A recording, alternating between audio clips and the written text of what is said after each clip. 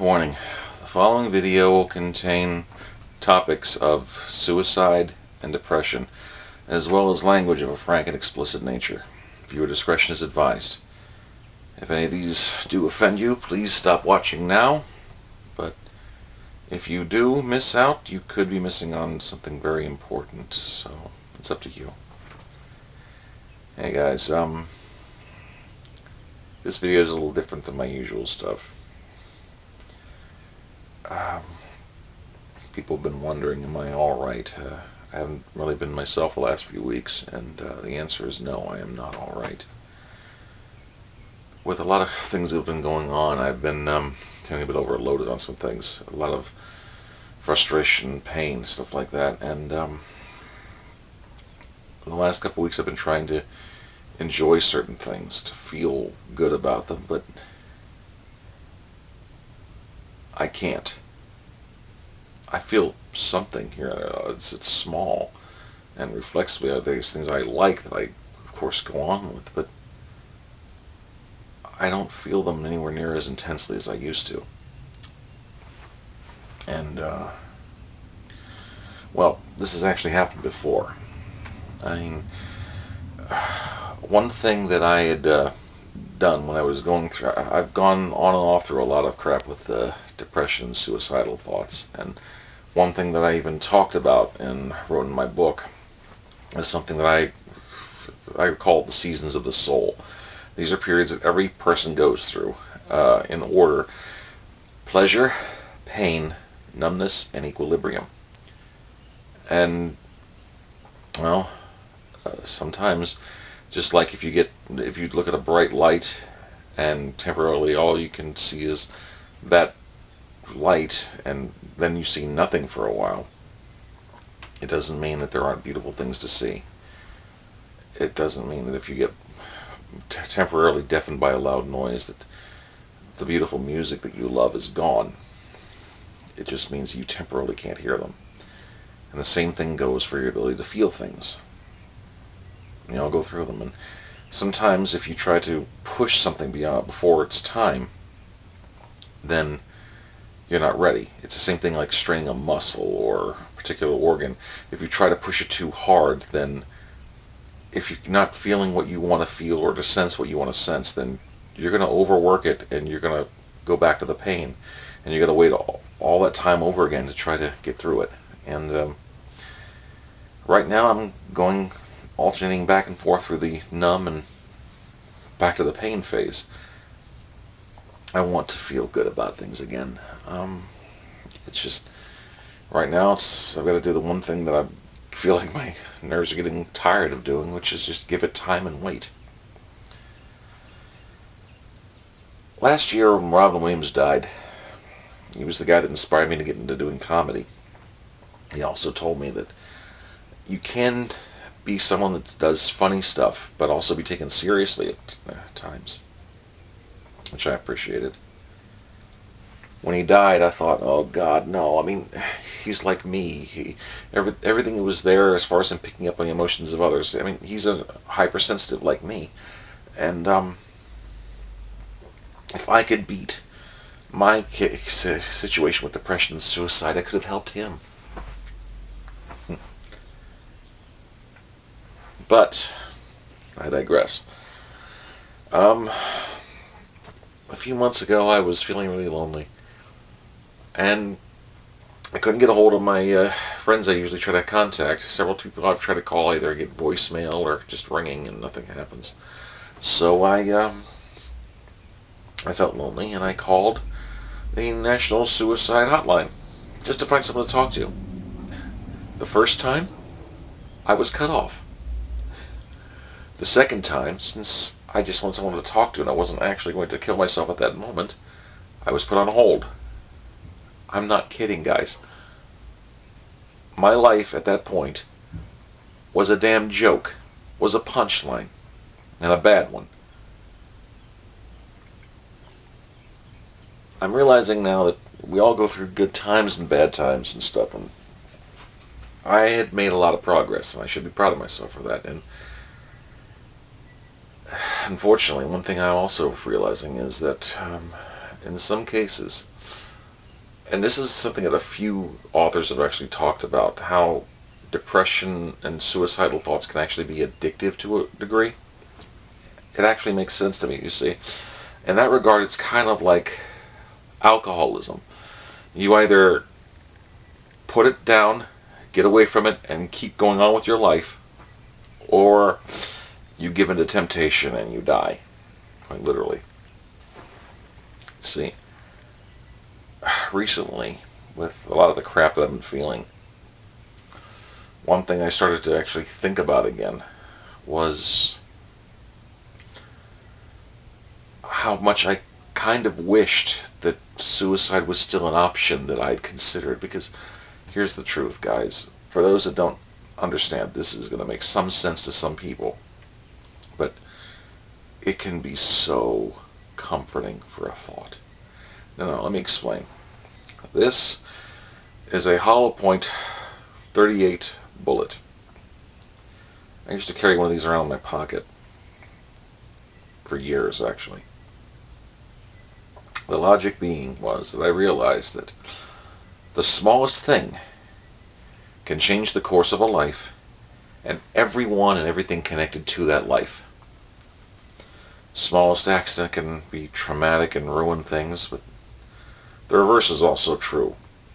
The smallest good thing or intention to help or reaching out or just the smile, to be happy, to try to include someone else in that can make a huge difference to someone as well and steer them away from that ledge.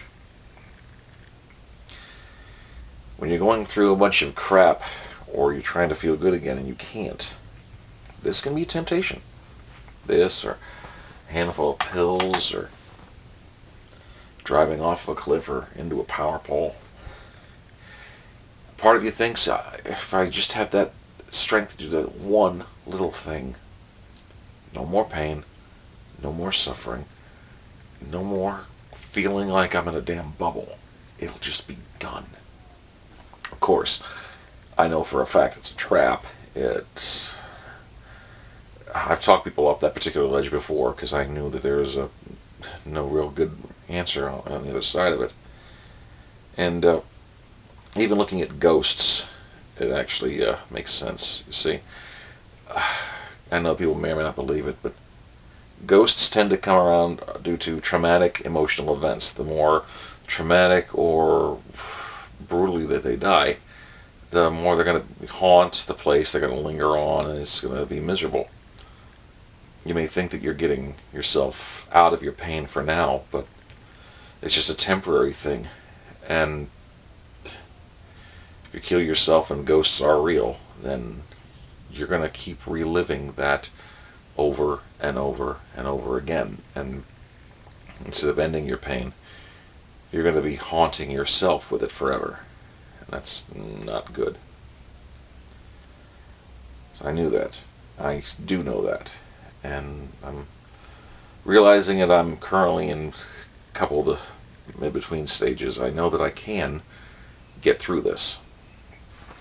I even wrote about that in my book, which, I came up with the title of this thing to try to cheer people up, to give people a moment of laughter and just to feel better about themselves.